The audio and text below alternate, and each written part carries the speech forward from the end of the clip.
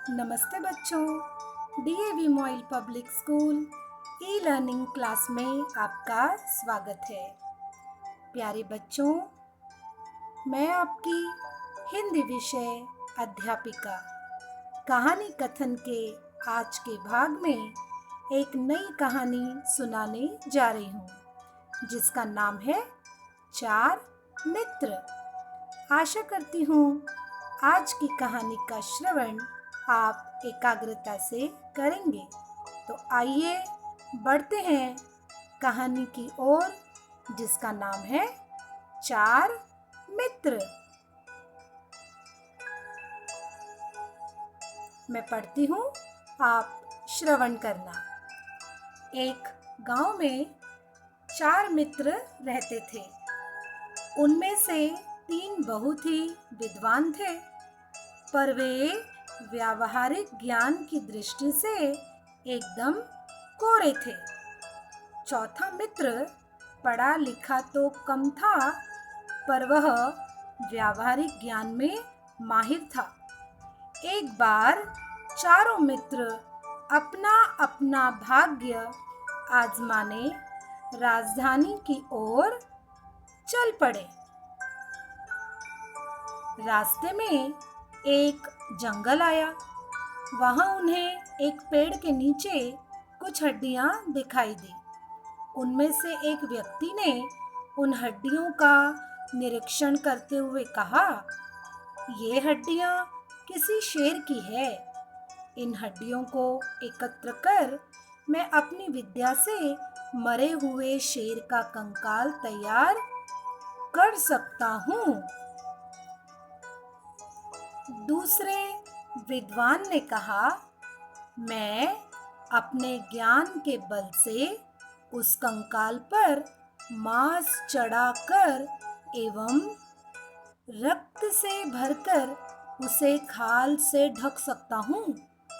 तीसरे विद्वान ने कहा, मैं अपनी विद्या से इस निर्जीव प्राणी को जीवित कर सकता हूँ।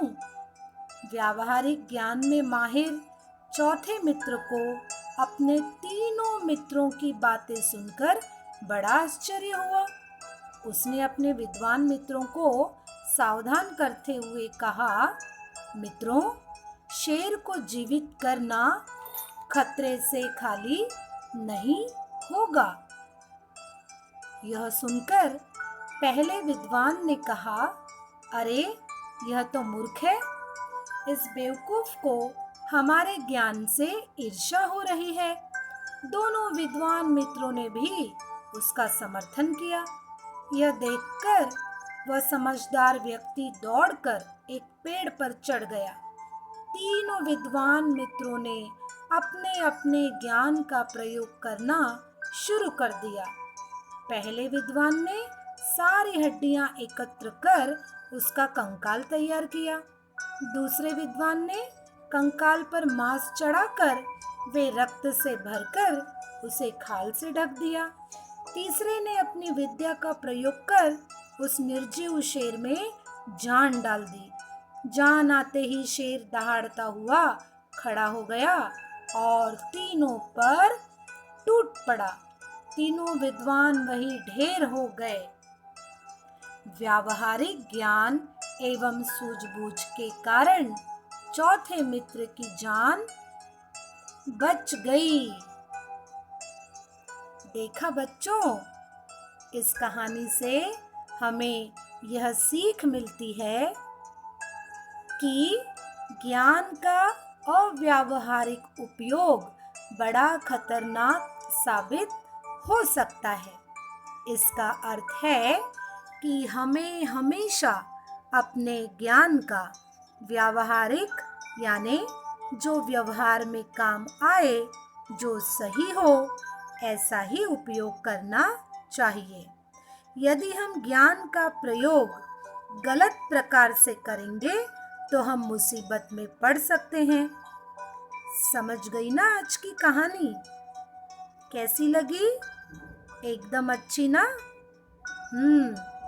मुझे विश्वास है आपको आज की कहानी पसंद आई होगी और आप आज जो सीख आपने सीखी है, इस पर अपने जीवन में अमल करेंगे।